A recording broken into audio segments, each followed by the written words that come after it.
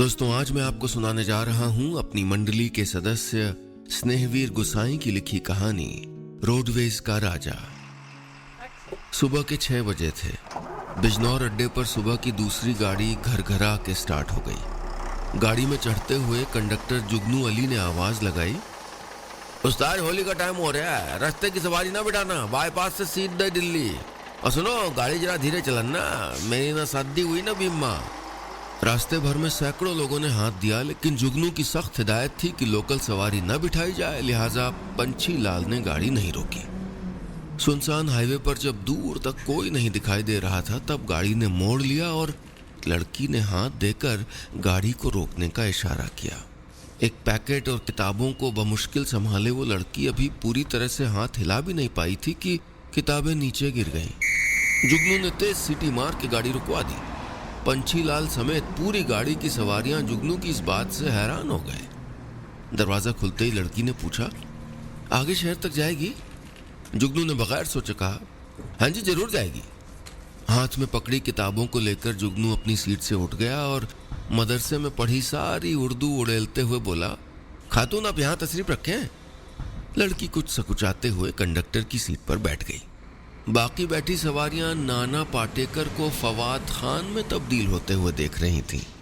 लड़की को किताबें थमाते हुए जुगनू बोला, खातून आप एक बैग ले लें, वरना आने जाने में परेशानी बनी रहेगी।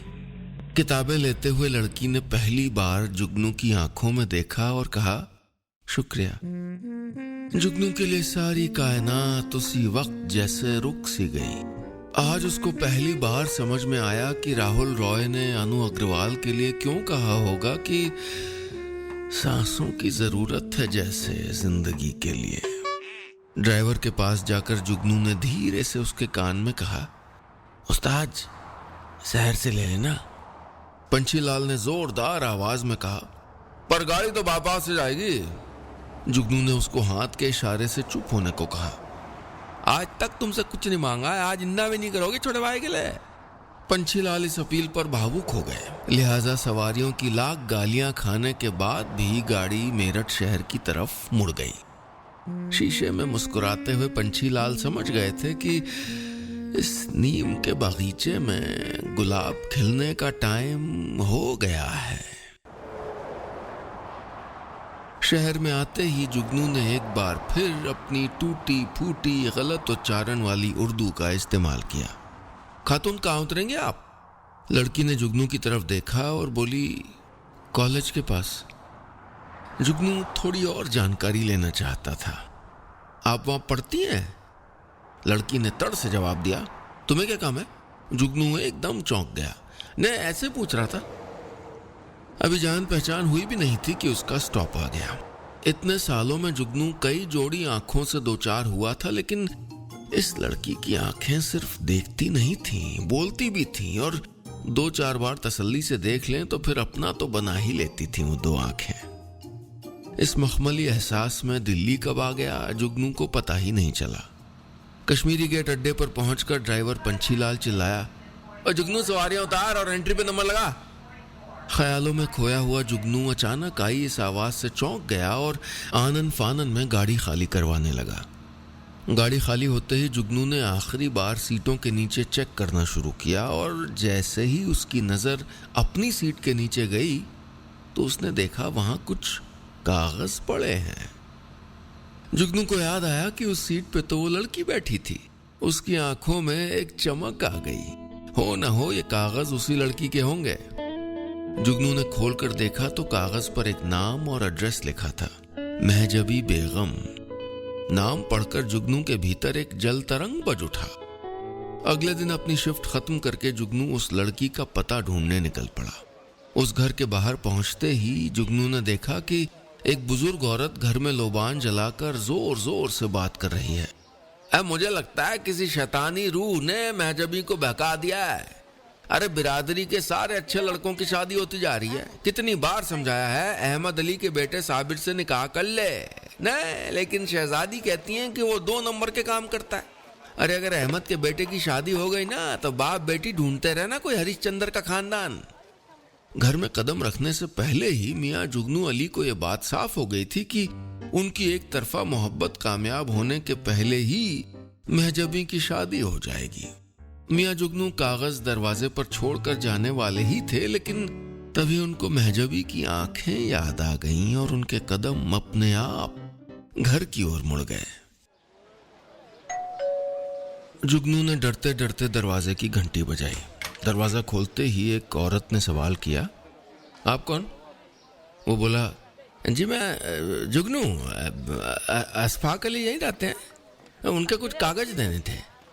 भीतर जाते हुए जुगनू ने देखा अशफाक अली अपने हाथों से पान बना रहे हैं। उसने तुरंत उनके हाथ से सरौता लेते हुए कहा, अच्छा मैं बनाता हूँ आपके लिए 303, जर्दा तो रखा है ना? अशफाक अली ने हैरानी से पूछा, आप कौन? अपने तारुफ के साथ पान बढ़ाता हुआ जुगनू बोला, अब बताइए मजा आया कि नहीं? अशफाक मियाँ मुंह में रखे पान के साथ बोले, वाह बेटा, ऐसे बार पान का ऐसा स्वाद आया है। पान के गदर शौकीन अशफाक अली को जर्दे का स्वाद और जुगनू की जबान ने कुछ ही देर में अपना बना लिया। जुगनू ने पूछा, चाचा ये चाची इतनी नाराज क्यों लग रही हैं? अशफाक अली बोले, अरे बेटा नाराज नहीं, परेशान है। हमारी छुटकी बेटी महजबी है ना, शादी के नाम पर टाल मटोल किए जा रही है। बातचीत चल ही रही थी कि महजबी किसी तेज रफ्तार गाड़ी की तरह घर में दाखिल हुई।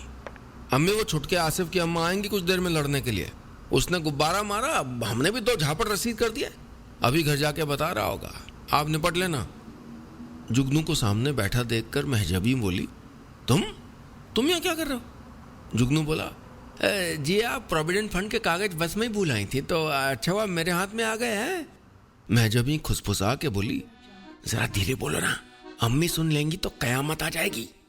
पहले नहीं बता सकते थे? मैं सारा बिजनौर छान के आ गई उन कागजों के चक्कर में। जुगनू ने जाने की इजाजत मांगी तो अशफाक मियाँ रोकते हुए बोले, बेटा रुको, आंगन में कुछ पपीते लगे, लेते जाओ। ये लो, ऐसे किसी को भी अपने आंगन के पपीते देने का कोई तुक बनता है? महजबी अब्बा को टोकने ही वाली थी कि उसके दिमाग में एक आइडिया आया। अब्बा यूं तो किसी से हिलते मिलते नहीं है, लेकिन जिसको अपना मान लेते हैं उसके मुरीद हो जाते हैं। अब जब इस आदमी के काबू में आ ही गए हैं तो क्यों ना इस बात का फायदा उठाया जाए। वो जुगनू से बोली, एक काम करोगे मेरा? जुगनू मियाँ ना कहने की हालत में थे नहीं, तो महजबी बोली, देखो जैसा कि उनकी आदत है, ये तो अब्बा ने बता ही दिया होगा कि वो हमारी शादी उस साबिर अली के साथ करवाना चाहते हैं, और ये भी तुम जान ही गए होगे कि हम करना नहीं चाहते। तुम अब्बा को किसी तरह ये मनवा सकते हो कि वो लड़का हमारे लिए ठीक नहीं है। जुगनू अवाक उसे देख रहा था।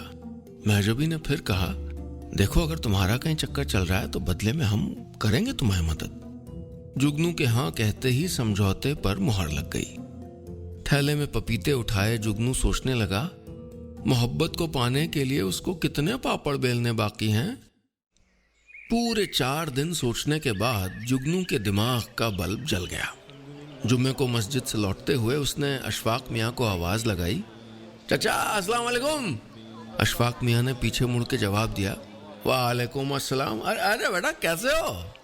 जुगनू छूटते ही बोला, बहुत बुरे हैं चाचा, बहुत बुरे हैं।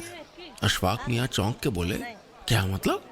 जुगनू ने बात को संभाला, मेरा मतलब आपके होने वाले दामाद के बारे में पता चला है, बस यूं समझ लो बेटी की जिंदगी बच गई। अरे बात क्या है बेटा? अशफाक मियाँ बोले।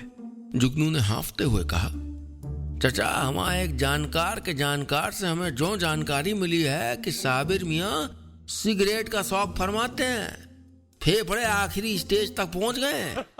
अशफाक मियाँ हंसने लगे, अरे बेटा ये भी कोई बात हुई? सिगरेट का शौक तो लड़कपन में हमको भी था। अरे बेटा अकल आ जाएगी, छोड़ देगा। जुगनू को अपना दांव उल्टा पड़ता दिखाई दिया तो उसने बात आगे बढ़ा दी, अरे चाचा और भी शौक हैं, पर आप बुजुर्ग हैं, आपके सामने बोला ना जाएगा।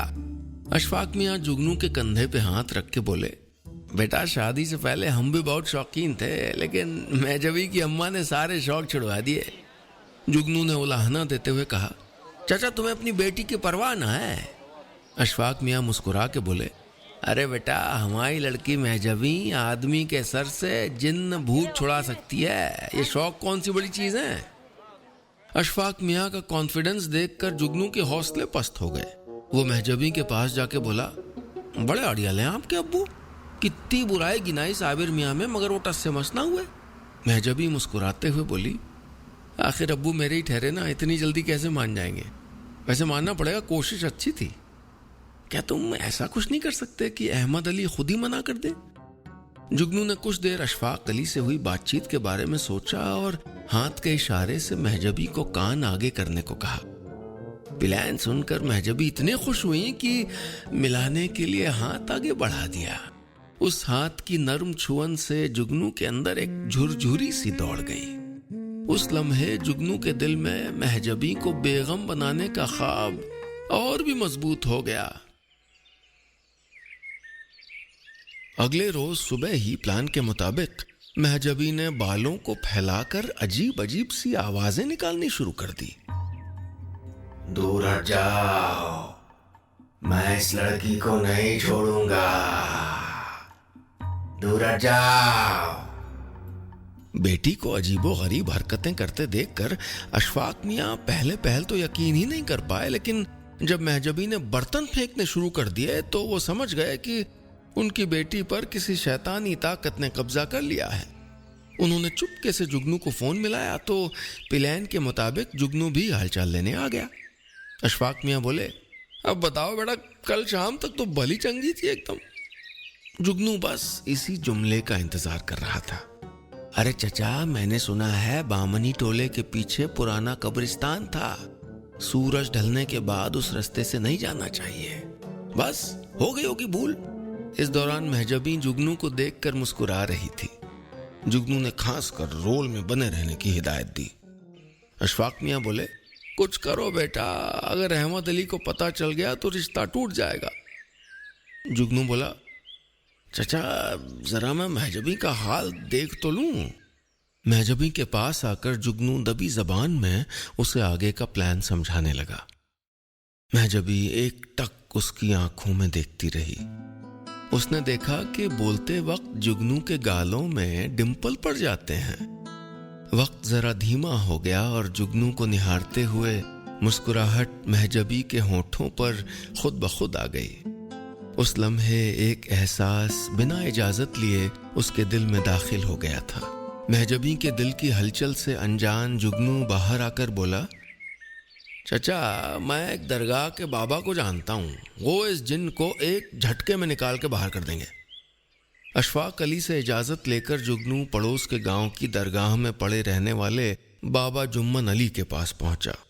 सारी बात सुनकर जुम्मन अली बोले, न माकूल, तुम हमसे झूठ बुलवाना चाहते हो, हम तुम्हारी सारी पोल खोल देंगे। जुगनू जरा पास आके बोला, ठीक है, फिर हमको भी बताना पड़ेगा दरगाह वालों को कि दान पेटी सुबह सुबह खाली कौन करता है। मरते क्या न करते जुम्मन मियाँ अपना चिमटा लेकर महजबी के घर पहुंच गए। एक नजर महजबी को देखा और बोले, इस लड़की पे एक जिन्न का साया है, वो जिन्न इस लड़की पे नजर उठाने वाले आदमी को जान से मार देगा, यहां तक कि इसके शौहर को भी जिंदा नहीं छोड़ेगा। महजबी के घर वालों को जितना यकीन महजबी के तमाशे से ना हुआ होगा, उससे ज्यादा बाबा जुम्मन अली की एक्टिंग से हो गया। अशफाक मियाँ के चेहरे की हवाइयां उड़ी हुई थीं। अगले हफ्ते अहमद अली अपने परिवार वालों के साथ महजबी के घर आने वाले थे। अरे अगर उनको महजबी पे छाए जिन्न का पता चल गया तो साबिर अली क्या, महजबी की शादी किसी से नहीं हो पाएगी। महजबी की चिंता में अशफाक अली रात भर सो नहीं पाए। सुबह उठते ही उन्होंने सबसे पहले अपने होने वाले समधी अमजद अली को फोन लगाया और बोले, अमजद भाई, आप तो जानते ही हैं कि हमारे महजबी कितनी ज़हीन है, बच्ची अभी शादी ना करके आगे पढ़ना चाहती है। अब आप ही बताइए, ब्याह के चक्कर में पढ़ाई थोड़े छुड़ाई जा सकती है।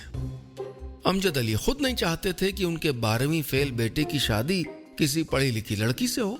उनको लगता था कि पढ़ी लिखी बहुएं बेटों पे काबू कर लेती हैं। लिहाजा उन्होंने अशफाक अली की हाँ में हाँ मिलाई और आपसी रजामंदी से रिश्ता टूट गया। इधर बाबा जुम्मन अली की सलाह पर अब जुगनू हर सोमवार महजबी को दरगाह ले जाने लगा। इस दौरान बहुत सी बातें हुई, बस वो बातें नहीं हुई जिनसे प्यार का रिश्ता मुकम्मल होता है। एक रोज दरगाह जाने से पहले मेहमान खाने में बैठे जुगनू से महजबी ने पूछा, तुम्हारी अम्मी पूछती नहीं कि उस लड़की को लेके कहाँ जाते हो? जुगनू बोला, अरे अम्मी को सिलाई मशीन और अल्लाह मियाँ से फुर्सत मिले तब पूछे ना। महजबी बोली, अगर पूछ लेंगी तो क्या कहोगे? जुगनू बोला, कह दूंगा एक परेशान इंसान की मदद करके सवाब कमा रहा हूं और क्या। महजबी ने अपना सर पकड़ लिया। इधर जुगनू की मोहब्बत मंजिल की ओर आधा रास्ता पार कर चुकी थी, लेकिन उनकी घबराहट इजहार इश्क के आड़े आ रही थी। जुगनू के शर्मीले मिजाज से परेशान होकर एक रोज महजबी ने जुगनू से सीधा सवाल किया, वैसे तुमने अपना अफसाना तो बताया ही नहीं, कौन है वो? चक्कर चलाना या मोहब्बत करते हो? जुगनू इस सीधे सवाल से थोड़ा झेप गया। एक बार गौर से महजबी की आंखों में देखा और बोला, मोहब्बत करते हैं। महजबी की आंखों में शरारत उतर आई, तो बताया क्यों नहीं उसे? जुगनू ने दोनों कान पकड़ लिए। अल्लाह तौबा, कहीं बुरा मान गई तो हमको कहीं का नहीं छोड़ेगी। होठों पे खिलती हुई मुस्कुराहट के साथ महजबी बोली, वैसे तो बड़े आशिकाना मिजाज बनते हो। वो क्या लिखा था तुम्हारी गाड़ी के पीछे? हंस मत पगली, प्यार हो जाएगा। जुगनू ने एक टक महजबी की आंखों में झांक के पूछा, आप तो हंसी नहीं? महजबी के चेहरे पर एक लंबी मुस्कुराहट खिलने लगी और माहौल में एक रूमानीपन छा गया। जिंदगी में शायद पहली बार लाल रंग ओढ़े हया महजबी के चेहरे पर उतरी थी। शायद वो जुमला पढ़कर हंस पड़ी थी महजबी। इस तरह उबड़ खाबड़ रास्तों से होते हुए जुगनू की मोहब्बत की गाड़ी बाईपास से हाईवे पर उतर आई थी। महजबी के अब्बा अम्मी को सुकून हुआ कि लड़की ने शादी के लिए हाँ कर दी, और जुगनू की अम्मी ने शादी की बात सुन के बस इतना ही कहा, चलो बहू आ जाएगी तो सिलाई मशीन उसे सौंप कर मेरी 5 वक्त की नमाज हो जाएगी।